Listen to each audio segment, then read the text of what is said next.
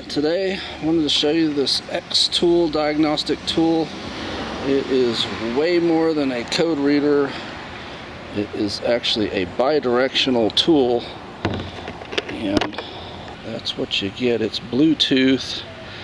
From what I understand, you can't plug this directly into here, even though it's got a connector for it.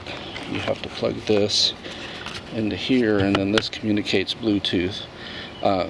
And then you charge this up in your wall outlet or just with any old USB. But when I show you what this thing will do, you're going to be blown away and want one, because I've had lots of scan tools over the years, and basically they've all kind of sucked. I mean, if you need to clear a check engine code, they do that, or if you need to see why your check engine light was on, they would do that. But much beyond that, they just are useless until this one. I'm going to unplug my can shift just for a minute. Plug in the scan tool here. I will turn this on, and yes, I left the cover on here for now. I'm pretty sure I'm going to keep it, but I'm still within the return period. I need to try this on my Avalanche to see if it can diagnose the ABS code that I've got.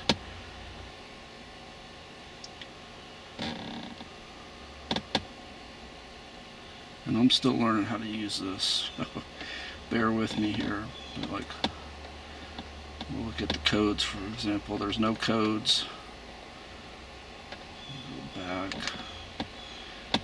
Obviously it has like the live data and so forth. This is where it is. So America and then Ford.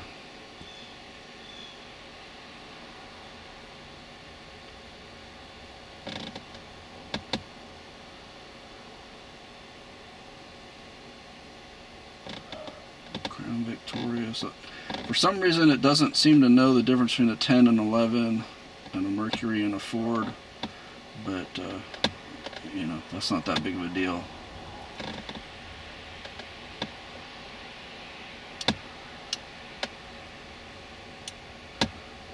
So you see it starts scanning all your different clusters first of all, and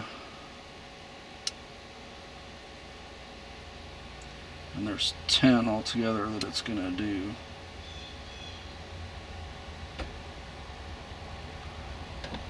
Well, I guess there's 6 on here, but it was saying 10 out of 10. So it must, either there's 4 that this car doesn't have that it was looking for, or there's some of these have more than one thing.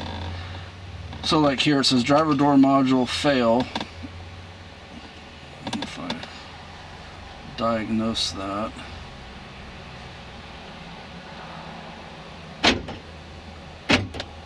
See, it locks and unlocks the doors. It also flashed the rear window defroster light there.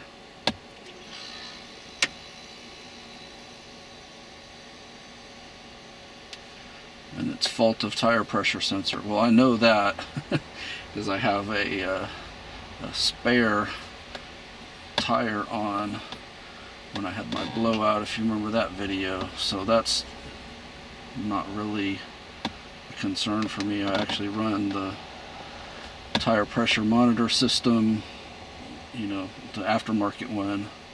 Let's see what it says on the instrument cluster.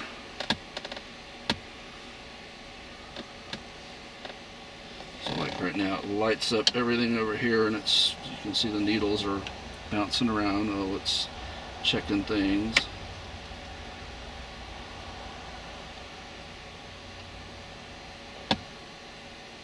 And it says the battery voltage is too low. That may be from the other day when the battery died. And then it received fault from external node. I don't, U2023-20. I'll have to look that one up later. So let's clear those. Ignition on with engine off. Yes. Yes. Okay.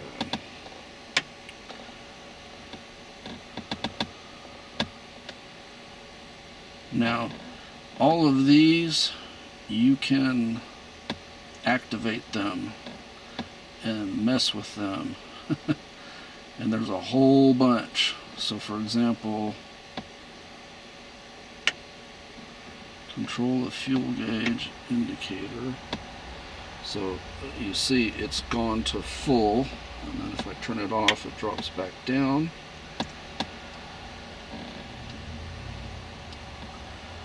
And I think this is the one, yeah.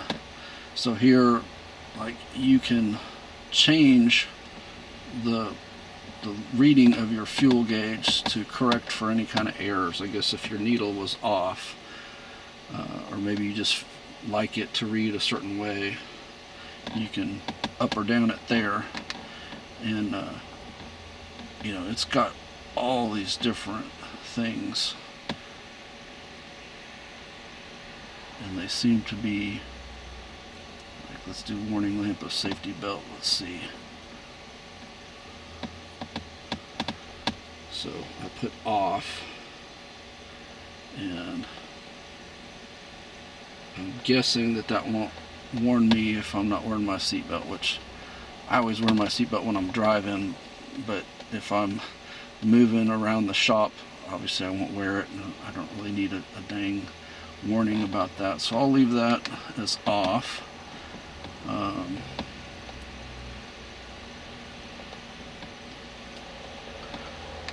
So we'll go back and let's see if we can communicate with the driver door and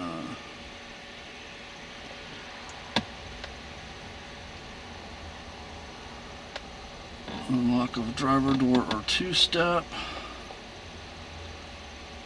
There's an off or on option, and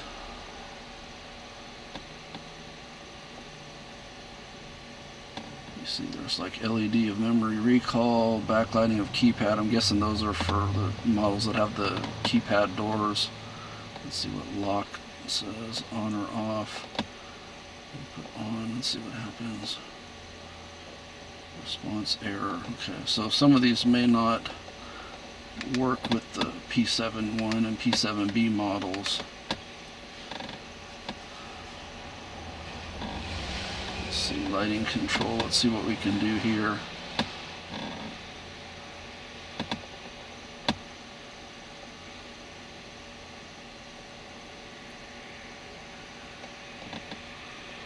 So let's see, like daytime running lamps. I'm guessing that you can set those on or off here without the Forscan device.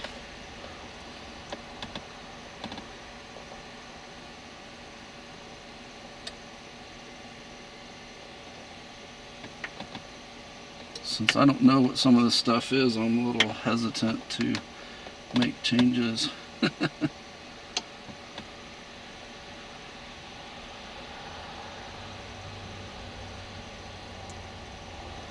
And some of these may just turn on certain lights just temporarily rather than being a setting that I'm changing.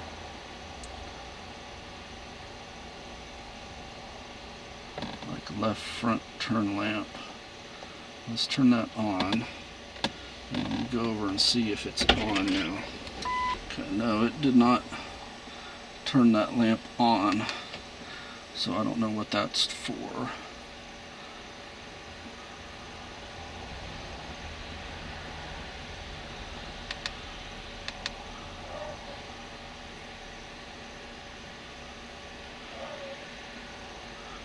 And then I want to show you the ABS. It is way beyond what the Forscan can do. So the Forscan basically turns this pump on, which you can hear it, but you have no control with Forscan, whereas here you can turn it on and off. And you see the ABS light blinking on the dash while that was running. And then I guess you can open these different valves. You see the ABS light blinking again. So you can use this to bleed your ABS, which, like I said, on Forscan, there's only one mode to bleed the ABS, whereas this seems like you have manual control over it. And then with the powertrain, so you've got different things that you can do. The vent valve of the Evap system, of course that's at an error. Fuel pump. So I'm getting errors on some of these.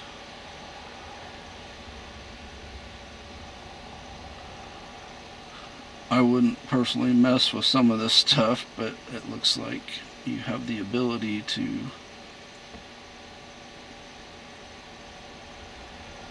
So anyway, like I said, for compared to something that just reads codes and clears codes, you've got a lot of control with this, and the price was right. I really took a gamble on it, and like I said, I'm going to see if it works for the Chevy in reading the ABS, which my so-called ABS reader wouldn't.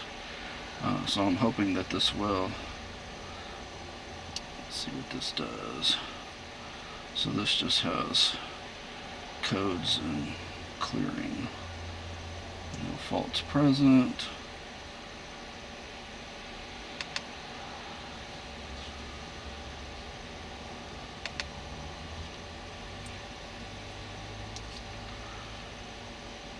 I think we looked at that already.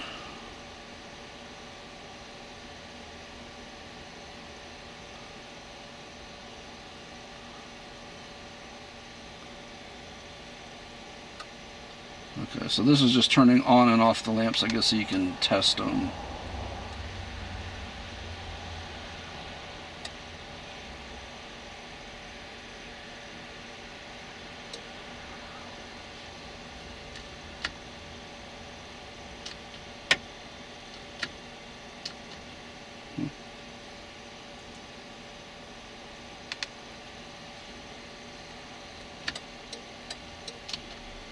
So that actually will disable your hazard lights if you want. I'm guessing you can disable some of this other stuff.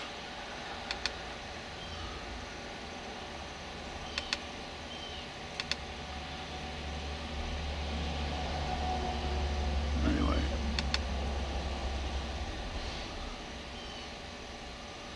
Let's see what this does.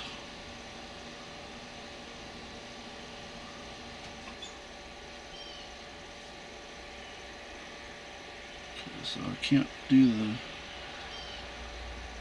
that movie when I was saying 10. So like the Crown Vic has that one, that one, that one. Apparently mine doesn't have the HVAC module. Obviously doesn't have the fire suppression module. Doesn't have the last two.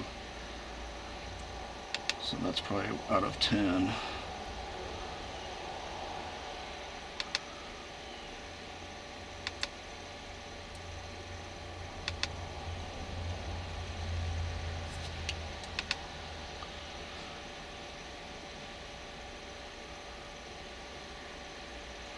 It's funny, you know, I think of domestic as being American.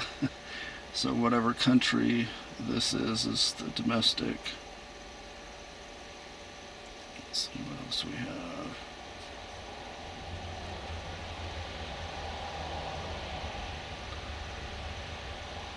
A whole bunch of other stuff. Let's see what the throttle. This may let you reprogram the throttle body without doing the test that I did in my prior video.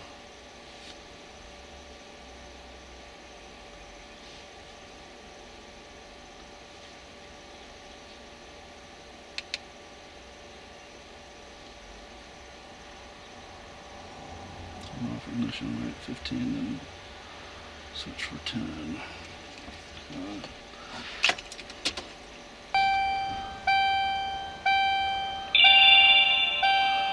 So perhaps that recalibrated the throttle body.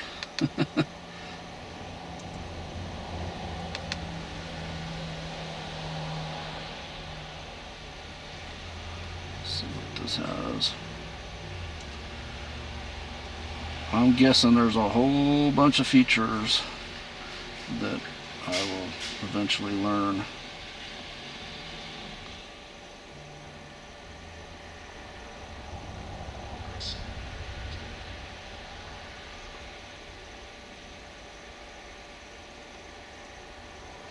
So like this has an oil life, but I don't think this car has that feature.